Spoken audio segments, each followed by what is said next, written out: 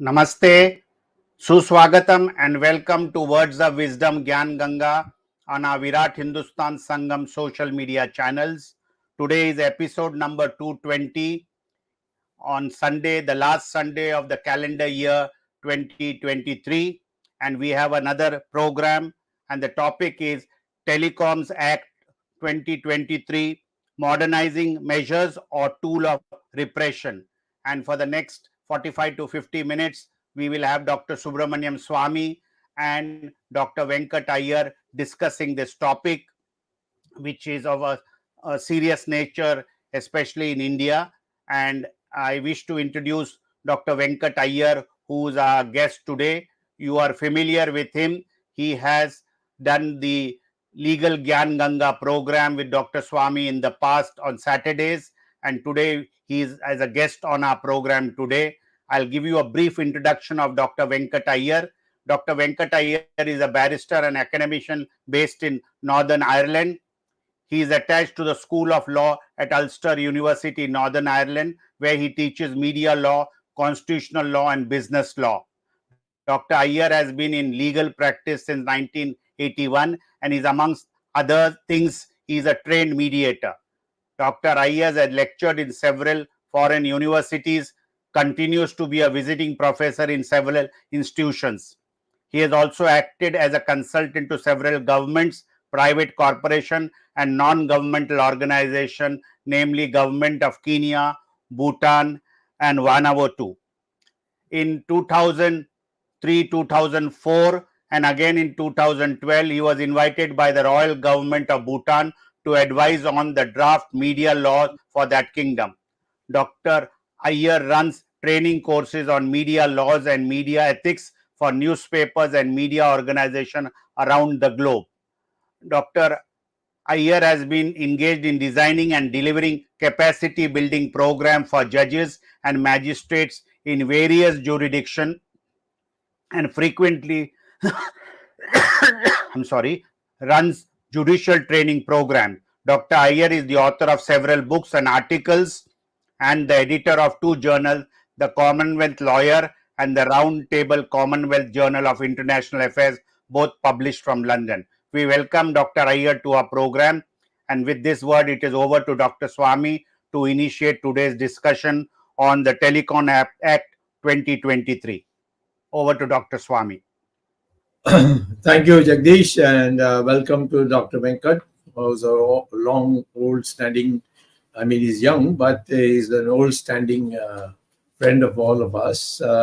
He was in Bombay for many years before he migrated to the universities in Ireland, and now he's become internationally well-known in the fields that he is specializing. One of them is, of course, in this question of the what we are seeing today is essentially the right of privacy. Some years ago, the Supreme Court had decided that given the Constitution of India, right to privacy is also a fundamental right. It was included as part of Article 21, and so today, anyone who takes away the right of privacy would be violating the fundamental rights, except that fundamental rights themselves are subject to reasonable restriction. Now, we want to know whether this particular thing of introducing Pegasus into at will the government and the government's free hand in listening to other people's telephone calls, for example, is in fact a reasonable restriction. Of course, I believe it's a very unreasonable restriction unless someone has proved to be a prima facie by the court. Just not the prima facie of any police institutions, but if the court has held there's a prima facie guilt, which requires the tapping of telephones, then only it can be done. Now, all that is being thrown to the winds in this new act which has come in, which has already been now It is completed. It's now a full-fledged act. It's been passed in both houses, and the President of India has signed on it, and so it's part of the law.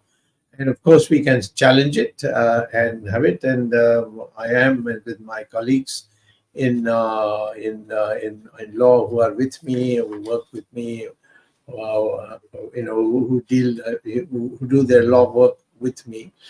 They with them like Satya Sabharwal and Kanodia and Parth and so many other people who are part of our legal team. And so we are preparing a challenge, and we hope to give you some of those things later on. But today is actually the field is for Dr. Venkat to speak as freely as long as he wants. Put it in very clear thing what it is all about and how it is extraordinary and how it is a violation of the fundamental rights, even considering the reasonable restrictions. So with that, I will say that I would particularly like Dr. Venkat to deal with this question of Article, I think it's Article 3, Section 3 of the Act, Section 3, which deals with the question of privacy. And it's a 3-7, clause 3-11, and he should deal with as freely as he wants. But I would like him to focus a bit also on 3-7. Over to you, Dr. Venkat. Thank you, Swamy. I want to begin by making a few points in support of the new act. Now, astute listeners and watchers will have guessed that what will follow is not undiluted praise. So let's get the compliments out of the way early on. First of all, no one can deny that there is a need for modernization of the law in this area. The prior legislation in the form of the Indian Telegraph Act 1885 and the Indian Wireless Telegraphy Act 1933 had clearly outlived their purposes. In fact, they had the potential to invite ridicule because, among other things, telegraphy is a concept which has died throughout the world. In the UK, the telegram service was discontinued in 1982, while in India, the last telegram was accepted for delivery in 2013 after being available for some 160 odd years previously. By coincidence, I happened to be in India on the day before the service was discontinued. And to mark the occasion, I remember going to the Central Telegraph Office in Bombay and sending telegrams to a few friends. But of course, thanks to the inefficiency of the postal department, not all of those telegrams were delivered. But on a more serious note, I want to make the point that there's no way a law of that vintage can support the enormous advances in communication technologies that have taken place in recent decades. Therefore, there was a strong case for updating and modernizing the law. And to that extent, there cannot be any fundamental objection to the passing of the new legislation in this area. I would incidentally strongly disagree with the view that laws should be changed or repealed merely because they are colonial in origin. The test for reform should, in my view, be whether the law in question is fit for purpose or not. But that is a point about which not many people in India seem to be particularly concerned. It has become fashionable to use colonialism as an argument and a justification for all manner of actions, as if nothing further needs to be said to justify any change. A second point I want to make in favor of the new law is that it would be foolish and unacceptable for anyone to argue that the state should not have any power to intercept communications without the consent or knowledge of the parties involved. In a modern society, there are strong reasons why such a power is needed. An obvious example is to combat and prevent crime, including, of course, serious organized crime and terrorism. Another example would be to protect national security. The challenge, however, for democratic societies and societies that swear by the rule of law is to ensure that such a power is kept within reasonable bounds and that it is not misused or abused. How that is done, I may have something to say about a little later. A third point that needs to be made in favor of the new law is that it is not per se unreasonable for the state to possess the power to license the establishment and operation of telecommunication networks, or to require those offering telecom services to the public to seek governmental authorization, which the new law does. These fall within the normal regulatory powers of governments, including democratic governments. But these powers should not be allowed to be exercised arbitrarily and without sufficient safeguards against the abuse of those provisions. And therein lies a huge challenge. A case can also be made for the allocation and management by the state of the radio spectrum, which is needed for mobile communication.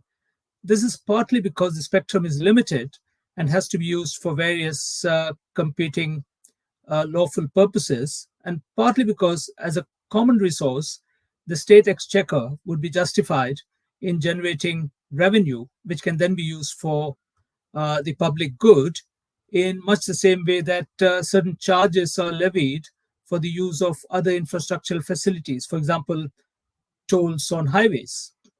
Here again, there should be no room for arbitrariness, and the allocation should be done in a fair and transparent manner. What else can be said in favor of the new law? At a rather practical and mundane level, the Act has provisions for regulating rights of way for those intending to lay telecom infrastructure, for example, cables or cell towers, on both public and private property.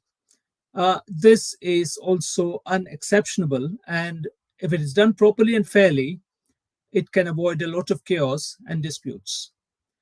There is one other good thing, in my view, in the Act, and it has to do with requiring telecom service providers to seek and obtain prior consent from users of those services when they wish to send out promotional, that is, marketing and other optional messages.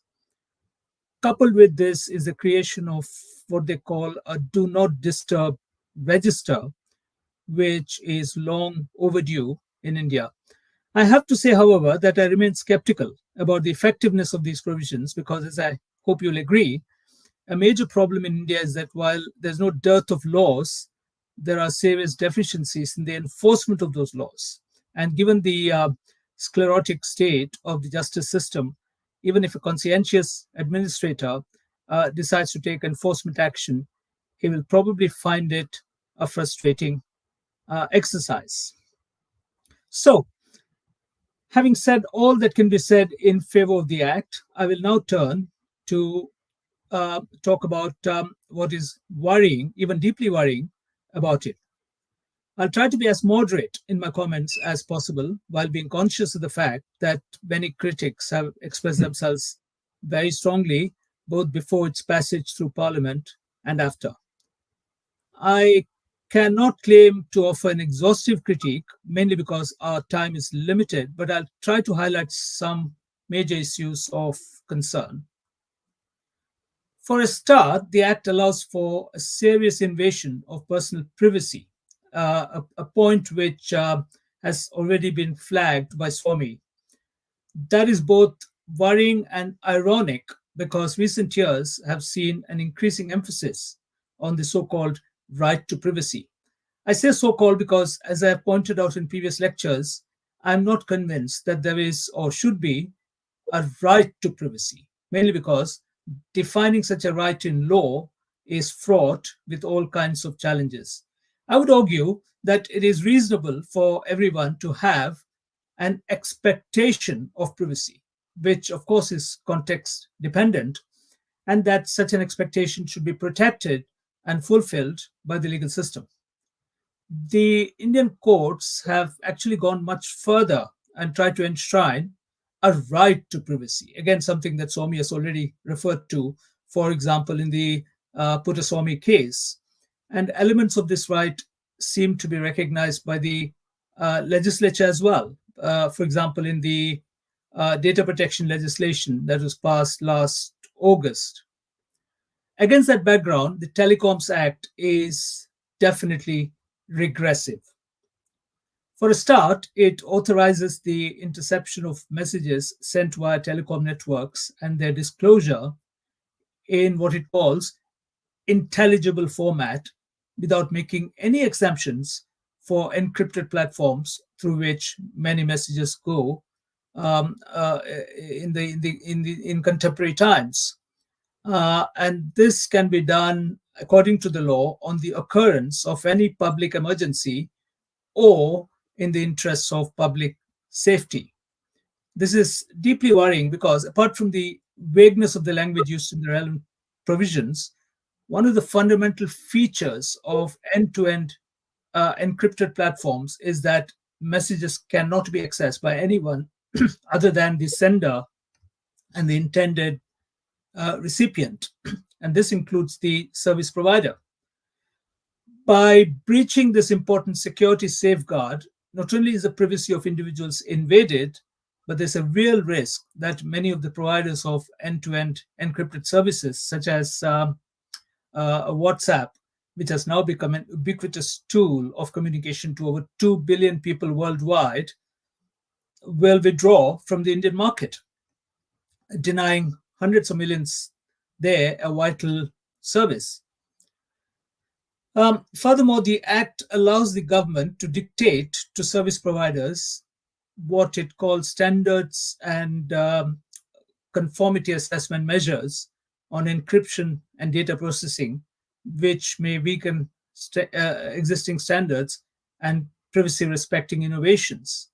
This is not something to be lightly dismissed as simply technical and esoteric. There is also another worrying section under which the government can insist that telecom equipment and services can only be procured from trusted sources. What those trusted sources are is left vague, and also that the government can suspend telecom services from countries and persons notified by it, including on grounds of affecting friendly relations with foreign states, a dangerously vague phrase. Crucially, the Act confers on the government unreasonably wide surveillance and interception powers in relation to the contents of communications without judicial or other independent oversight. It is true that the Indian legal system is creaking under the weight of arrears to the point of collapse, but there are still some vigilant and independent magistrates and judges up and down the land who can be relied upon to check abuses. And to deny them the power to do so is, in my view, inexcusable. It is also my view that judicial oversight has the potential to ensure that such wide-ranging, some would say draconian powers are exercised with care and having due regard to the principles of necessity and proportionality on the one hand, and to the rules of fair play and natural justice on the other, even if those principles are not explicitly stated in the legislation itself. Another disquieting feature of the Act is that it entrenches the existing powers of the government to suspend telecom services without adequate safeguards. This has been seen by many analysts as particularly troublesome, given that internet shutdowns, sometimes for prolonged periods, are a frequent occurrence in India. Now, there are a number of other provisions which also can be critiqued or at least questioned, such as those for appointments of members and chairperson of the Telecoms Regulatory Authority, the exception made for allocation of spectrum through an administrative process, as they call it, and not through auctions in certain circumstances, the power to make rules on types of acceptable biometric-based identification for those wishing to use telecom services. And the fear here is that this may be a backdoor method of bringing in Aadhaar into such transactions. Also, prescription of severe penalties for certain offenses. For example, if someone obtains a SIM card using another person's identity documents, he can be jailed for up to 3 years and asked to pay a penalty of up to 50 lakh rupees, and so on and so forth. I don't have the time or the information to go into all those other provisions, nor have I must confess, read the Act exhaustively. But I know that concerns have been expressed by domestic commentators at length on these matters also. Quite clearly, there are also bigger and longer term issues which cannot be ignored. Chief among these, I would say, is the future of digital communication services in India and the healthy growth of the IT and telecom sectors. If it is perceived that regulation is becoming heavy-handed and unreasonable, both domestic and foreign players in this sector will think twice before investing in or expanding their operations in India.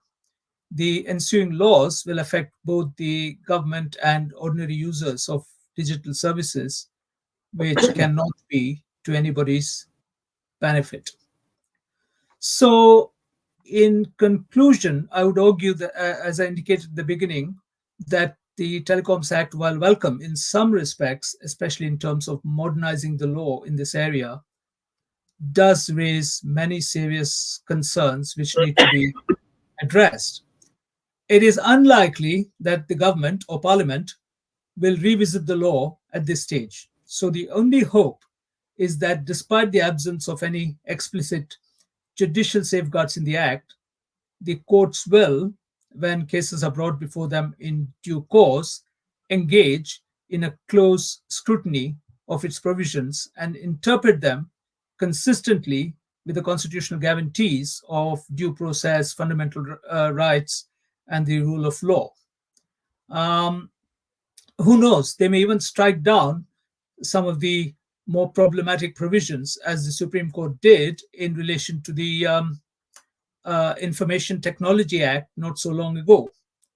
And I'm happy to hear that Swamy himself is proposing to challenge the act in the Supreme Court. And I, for one, will be watching any action that he brings with a lot of interest. Thank you. Thank you, Venkat, rather. You have posed the issues very succinctly. We are not too much concerned about updating or bringing to the modern level the acts which have been originally passed in the 19th century and early 20th century. It's not a. It should have been done a long time ago. But what we are concerned about is, say, for example, the Pegasus thing that we have got from the Israelis. If that is put there without notice, it is in fact a gross interference in the privacy of individuals. How is an individual supposed to know if Pegasus has been planted in your telephone communications? So that is one example I'm giving you, where it's not that the governments have a right to find out and so on. There is no place in which there is a way of knowing that you have been your telephone conversation is being taped without your knowledge. And so that's the issue on which we are concerned with. And consequently, the right to privacy, you may think it's not a fundamental right, but it's always been subject to reasonable restrictions. There's no fundamental right in our constitution or Supreme Court's judgments, which is now where the right is not subject to reasonable restrictions. So what I would say is that we should not give this blanket power to the government that they can plant a Pegasus in anybody's telephone. And it is for you to find out that it has been so done. I'll say that it should require the government to make out a case that there is a reasonable restriction, reasonableness of the restrictions. And then it should be allowed. Like this, there are some other aspects which I think our other colleagues will raise. I would like you to correspond that don't you think that it's extraordinary that you can plant the Pegasus, for example, without having to declare that you have planted it? You see, if supposing you told me, and even if as a criminal, I'll just say, what? I'll open a new telephone line, and by the time you discover that you have a new telephone line, you have done whatever you wanted to communicate.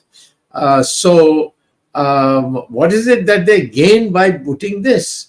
And in fact, all that is going to happen is that the conversations of almost everybody is going to be recorded, and it will literally mean that we are a state like the Soviet Union. The Soviet Union was, today Russia is, China. I think we are not. We won't be qualified to be called a democratic country if this is the kind of restriction placed on free speech. Okay. Yeah, can I respond? Sure, go ahead. Yes. Yeah. Okay.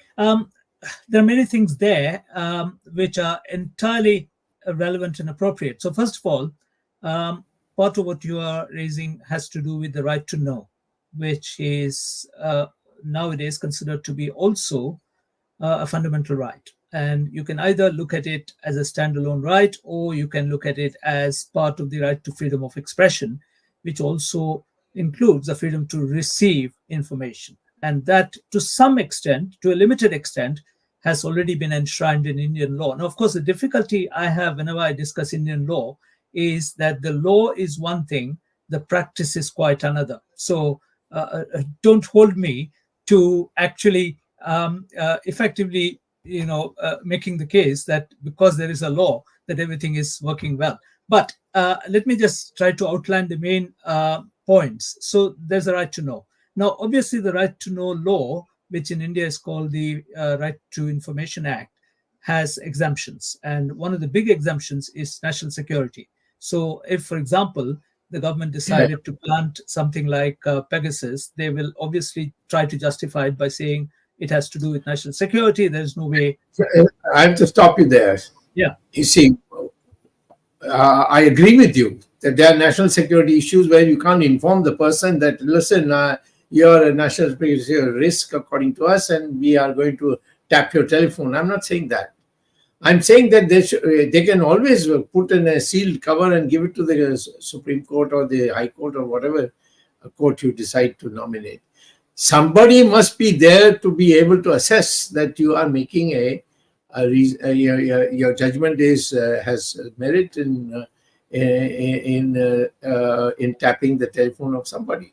Just the government thinks that it should be done, and there should be no one else to know about it.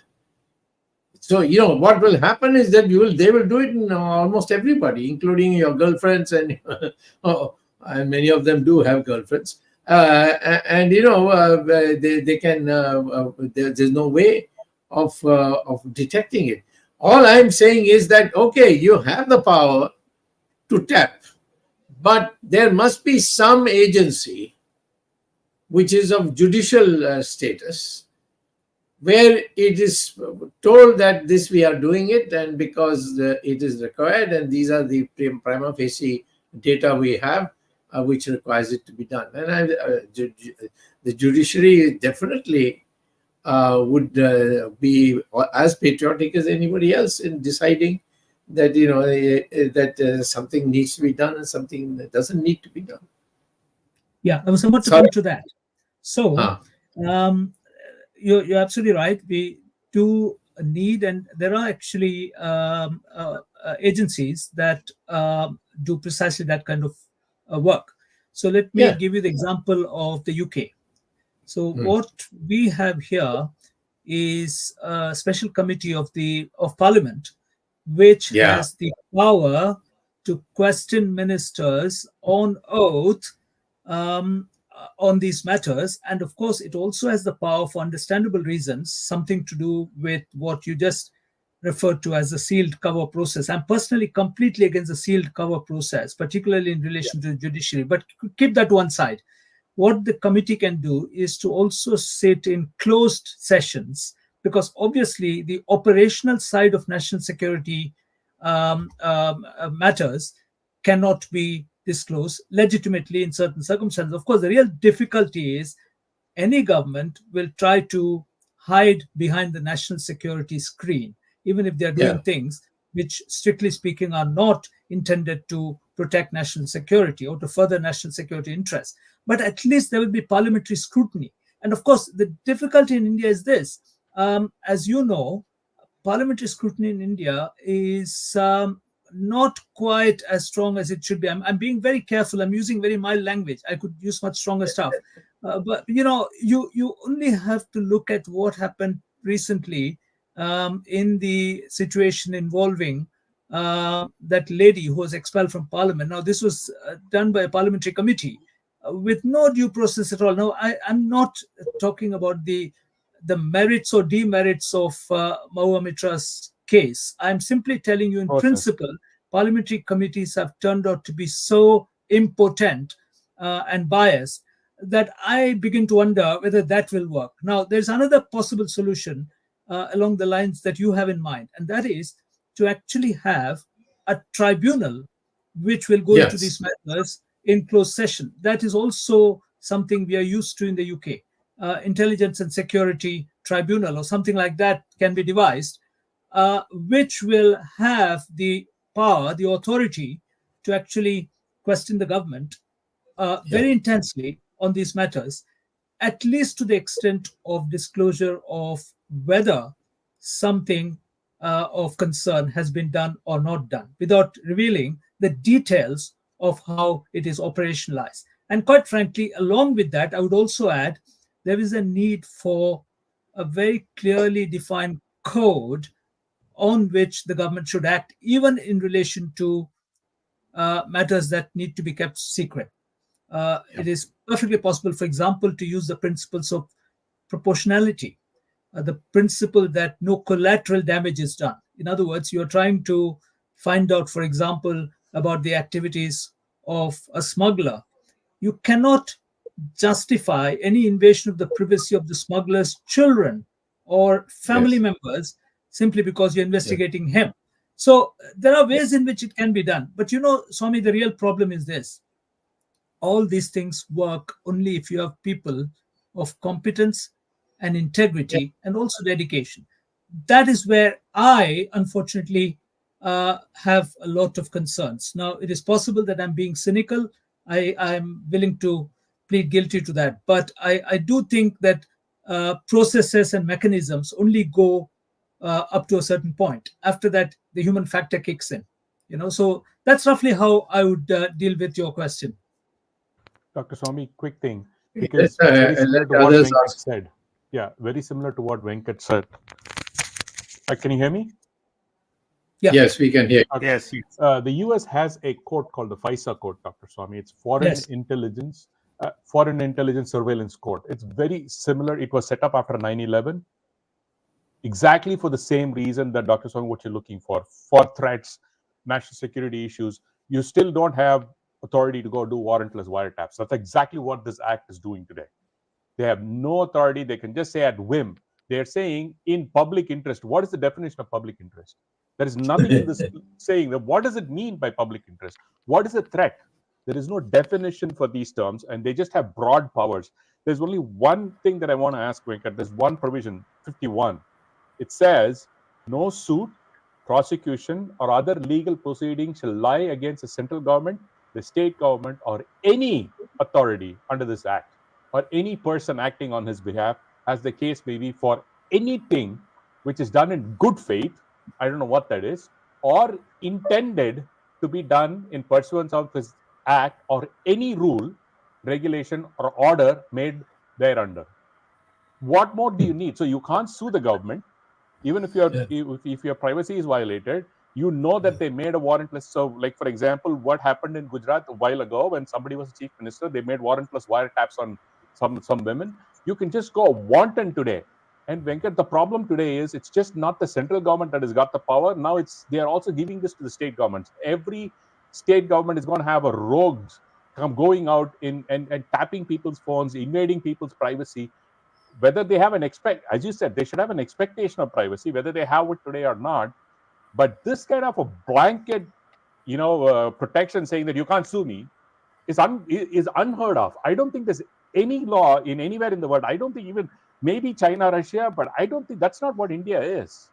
Having such a blanket protection saying that you can't sue the government or anybody, what does that mean? That the entire act has been given this protection, so they can actually throw in anything. And they've said also in the subsequent place, they said the central government may, by just a notification and subject to conditions of previous publication, make rules not inconsistent and provision of the act to carry out. So they can keep on amending stuff on this with absolutely, they don't have to go back to the parliament. They don't have to go to anybody. They can just write one line of a thing and say this is also part of the act, and publish it under some gazette, under some obscure name, and no one would even notice it. These kind of blanket powers are absolutely unreasonable. I think the intent, as you say, the act is good, and India is pathetic at executing these acts, and they always, in most of the 90% of the cases, it's used for abuse. I just wanted to make a point saying that my objection to this act is it's absolutely grossly wrong. It is written right, but badly implemented by giving such kind of powers to the government. This is uncalled for. Without no judicial oversight, no parliamentary oversight, and the way shamefully they passed this act, when you kick out 140 MPs, did not even have a time for discussion. This is such an important act, and you're saying that you want to, modernize your act again. What we were having in archaic ones, I agree, but it needs to be debated. Whether the other person is intelligent or not, it doesn't matter. There is a process. There's a parliamentary process, and you go do this. Tomorrow, if BJP flips and Congress comes, what do you think they're going to do? At that point in time, they're going to use these laws against you. What are you going to cry? Who brought these laws? The problem with BJP idiots is they don't think long term. They only think today what Modi does. Modi is not going to live 10,000 years. Easy on that. There are people in BJP who can think forward. No, the basic idea, the concept is that we should look at our children, grandchildren, whatnot in the future. And these kind of laws are draconian. That's all. I just wanted to make a point because, Dr. Swamy, this is my domain. I know what privacy is. I know what US has gone through. Even during the attacks of 9/11, the Congress did not allow the government to have unlimited power. They said, no, you can't do warrantless wiretaps. You have to go through a FISA court. But unfortunately, this parliament was not allowed to function. And if this had been brought to debate, probably somebody would have suggested, okay, fine, you can have these laws, but hey, set up a FISA court or something to that effect. You can't just go warrantless wiretaps, throw Pegasus on people's phones. This is scary. Ramesh, can I respond just narrowly to the point that you raised at the start of your intervention? And that is to do with the clause which says no suit can be brought against the government, etc. It is not an unusual clause, but don't read it literally, because if you had a competent, functioning, non-corrupt judiciary, there is a lot of leeway even within that clause, in spite of it being so broadly worded, for a judge to say, we will not allow this to stand in the way of a civil action being brought against the government. Because do remember the phrase good faith. It sounds very simple, but it's potent with meaning in law. Good faith involves so many things, and it is very easy for a judge who is so minded to actually say what you have done is not in good faith, and therefore this clause does not apply. But you need judges of Yeah. How competence many and of them do you courage. find in India Which today? Venkat? sadly, That's the point. I can't see too many of in India. Yeah, exactly. That's my point. I mean, the issue is Yeah. competent, knowledgeable, who is very strong in his virtues and values. How many judges do we have in India? That's the question today. Yeah. Go ahead, Dr. Swamy. Sorry, Swamy, you wanted to say something? No. But let's say others speak first. Yeah, I want to say something in favor or as well as against. Now, in favor, of course, we required the law because the other laws were centuries old, 1993 or 1933, 1850, 85, and 1950 and all that. So new law was needed. Technology has progressed, and with technology, the communication has changed. Whole world of communication has changed, and therefore we needed new laws. Fine. Now, as far as the taping of the phone is concerned and the powers given to the central government or state government is concerned, even when the powers were not written, there were unwritten powers with the state government. Dr. Swamy would certainly know, and those who have a sense of history would also recall that in 1988, Chief Minister of Karnataka, Mr. Hegde, Ramkrishan Hegde, had had tapped the telephones of his party colleagues, his ministers, and I would not say everything. And his girlfriends also. I didn't want to say that. Dr. Swamy said that. Yes. Now, same thing happened. I mean, it has been going on. All in good faith. All in good People faith. have been challenging. People, all in good faith, and all in public interest. All in public interest. And even party colleagues, people who have been ministers in the cabinet. Now, same thing continued for years despite all these protests. And very recently, when Ashok Gehlot was the chief minister of Rajasthan, same thing was accused against Ashok Gehlot also. I mean, he was also tapping the telephone. So take from 1988 or to 2023. I mean, it's 35 years, same thing has been going on. And in between, you had this mega espionage called Pegasus. And we all know we devoted a complete discussion on this very forum on Pegasus. And Prime Minister Narendra Modi, whether he ordered it or who ordered it, who purchased this technology, we do not know yet, because there was no probe. And even when there were cases in the court also gave almost something like a clean sheet and said that the people who have been victimized, they should have cooperated and this and that and whatever, but it has gone under the carpet.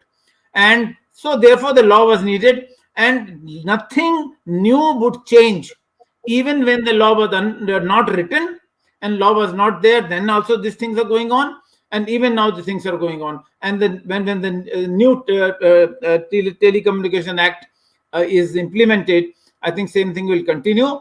My reading is that in this country, the dictatorship is on the way. Yes, 2024 is going to be a very important case, the election that is going to take place. The government is almost moving towards one-party system, unwritten one-party system. Now, the thing is, whether you write in the constitution or you don't write in the constitution, if one person runs the whole country, one person who is not even a railway minister goes and inaugurates the railway platform, who is not a civil aviation minister goes and inaugurates the airport, the person has captured the power, and the person is so hungry for the power. I'm not naming the person, you can all guess who I'm talking about. And this act will only add to the power of this person or these kind of persons. Whosoever comes in 24, we do not know yet, but this law will certainly help the person who heads the government or who is going to head the government. And therefore, the power will be centralized in one person's hand, and in center, and in states also, the person who heads the state government will also misutilize this law. So this is the freedom is going to be compromised. This is the biggest danger in this country. Just one short comment on what I Arvind has said. Just one short comment. Go ahead, Dr. Swamy. All this information will go only to the Prime Minister. It will not go to the Home Minister. It will not go to the Foreign Minister. It will not go to the senior ministers who are in the warrant of precedence, number one, number two, number three. You see, it will be the Prime Minister, and he will be the only person who will get to see all this. And if he appoints his own people, he'll protect them. So there has to be some counter somewhere to counter here. Yes. No, I have Jagdish. some comments to make. Yeah, I have some comments to make.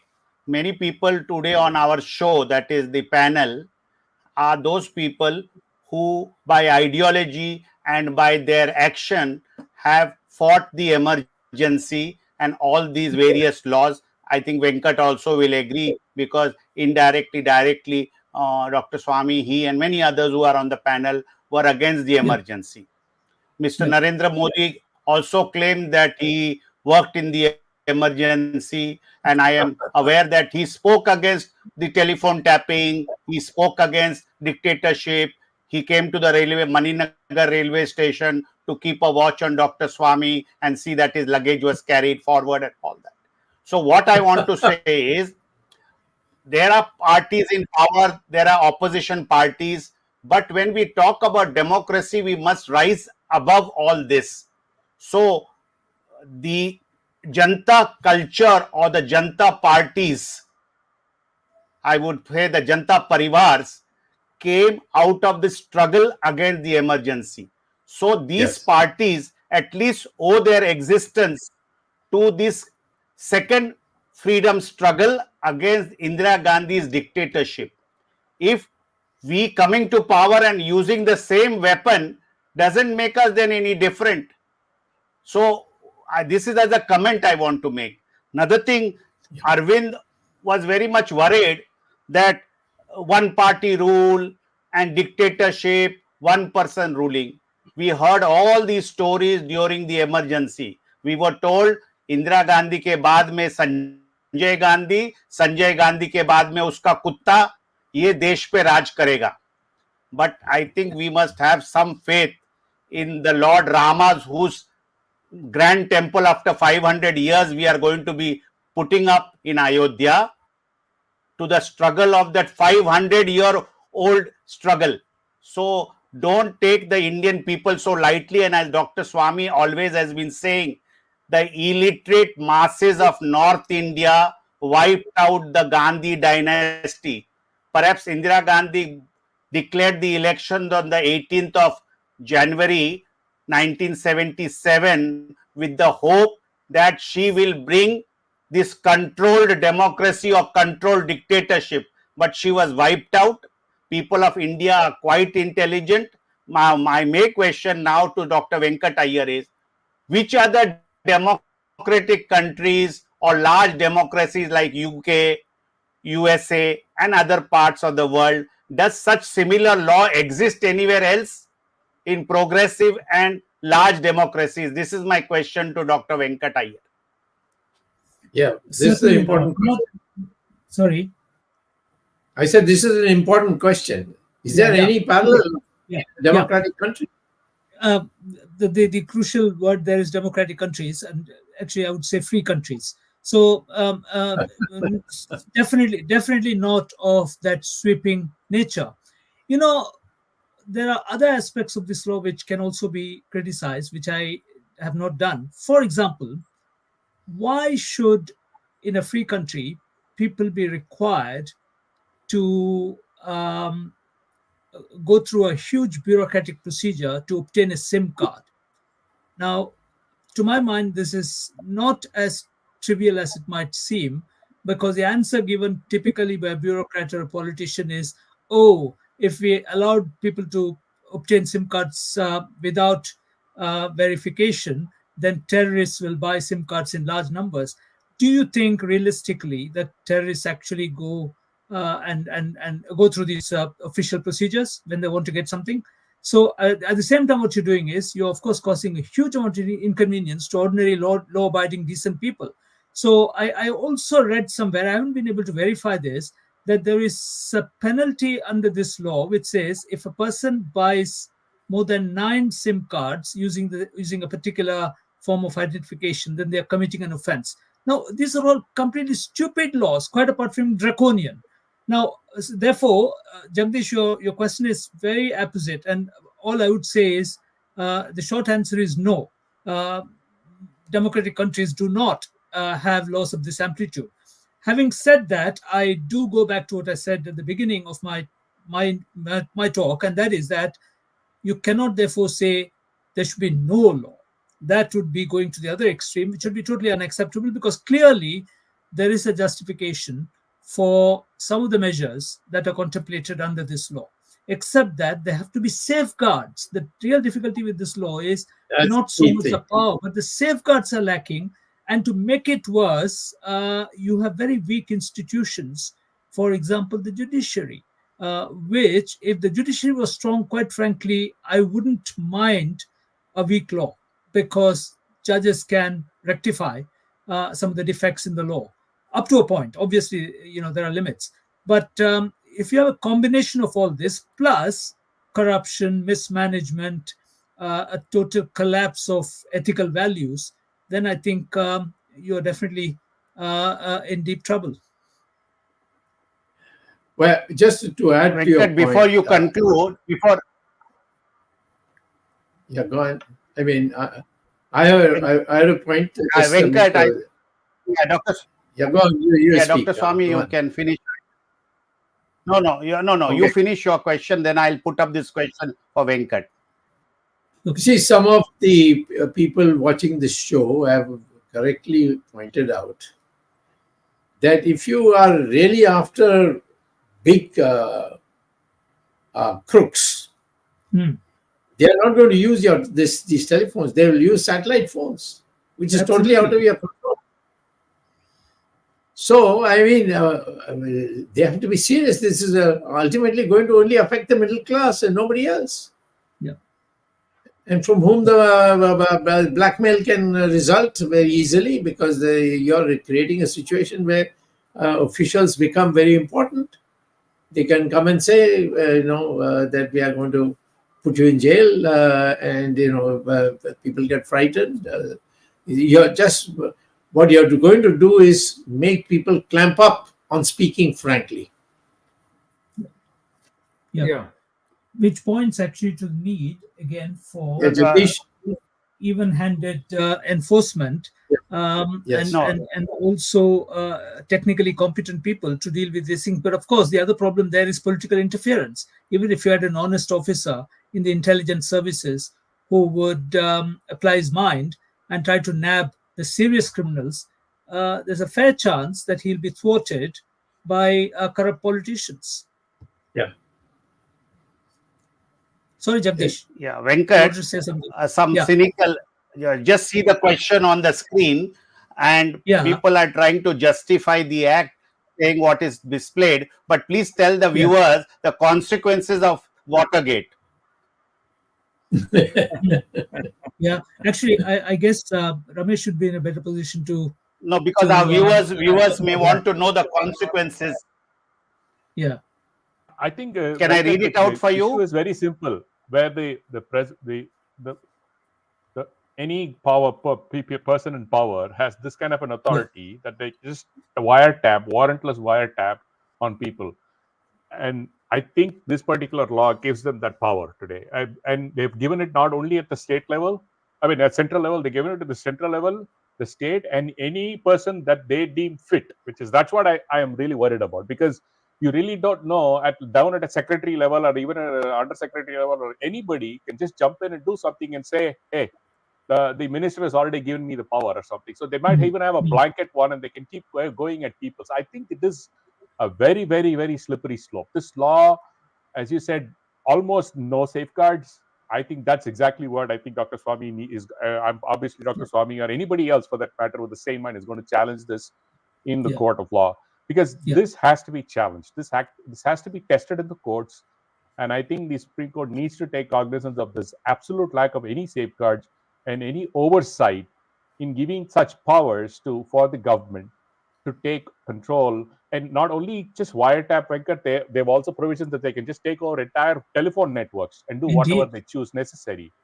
That is on very vague grounds. Very vague grounds is extremely, I mean, it's very extreme, because you can just shut down things, and basically they're justifying the internet shutdowns where it happened in Manipur for 6 months, 8 months, I mean, months together.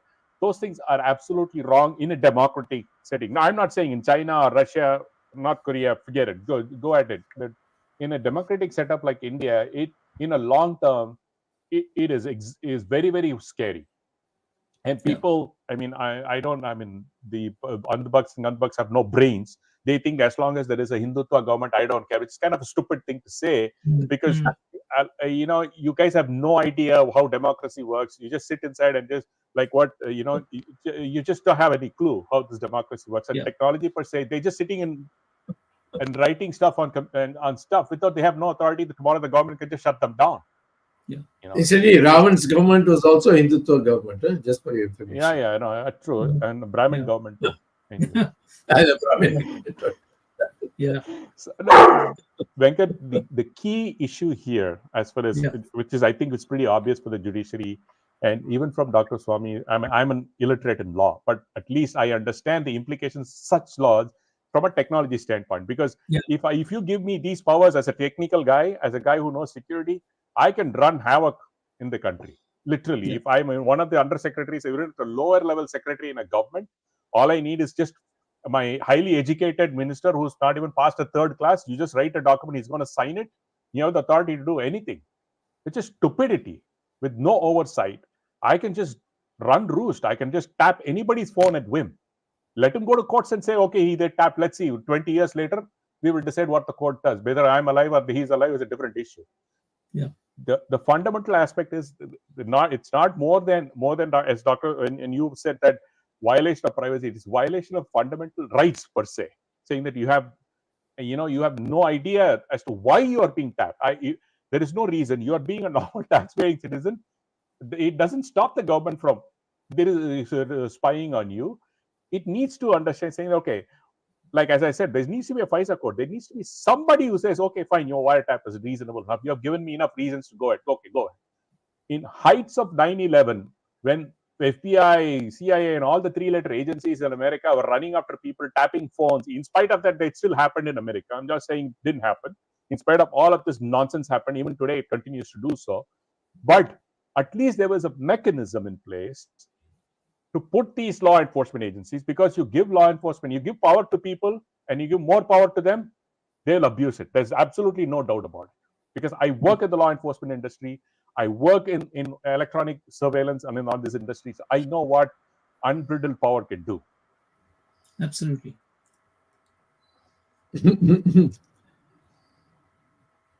I think anything else we can conclude.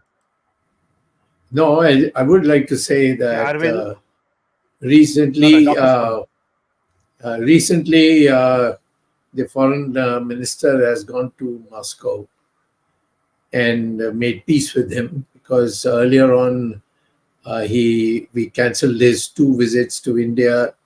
We cancelled many other agreements that were to be there in view of the fact that we thought that the Americans would be buddy-buddy with Modi, but it's not turned out to be so. So now the dangerous part is that foreign affairs, the Chinese have occupied 4,600 square kilometers of land in India, and nobody is talking about it. And so I think what we are doing is creating the climate by which Mr. Modi can make India into, even Putin has elections, by the way. So elections is not an indication of democracy per se. And so do the Chinese have at the local level. And so we may end up with a dictatorship, and we will all be responsible for having not raised our voice at that time. Right. Can't get a Surya Namaskaram. As we said in Tamil. You go do Surya Namaskar after you go blind. Yes, Venkat, you want to say anything before we close up? Arvind, No, nothing at all. Well, actually, the only thing I would say is I hope that your legal challenge goes forward and that you have some success. That's at the moment the only hope, because this bill is now done and dusted by Parliament. It has been signed into law. And so, if you're lucky, you get conscientious judges who would at least track down 2 or 3 crucial provisions in the law which are so blatant in terms of their defiance of fundamental rights and the rule of law. But as always, being as cynical as I am, I would be a little cautious about coming to a conclusion that the judiciary is definitely going to strike this law down. You had a number of recent judgments which tell you what is the flavor of the month.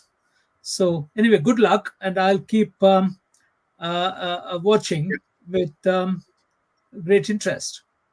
Dr. Swamy, Well, I think you could give us you can give us some 5-6 points out of the reading of the act and tell us that these are the ones which also you, if you're not already doing it, should be included in the challenge. Absolutely, more than happy to.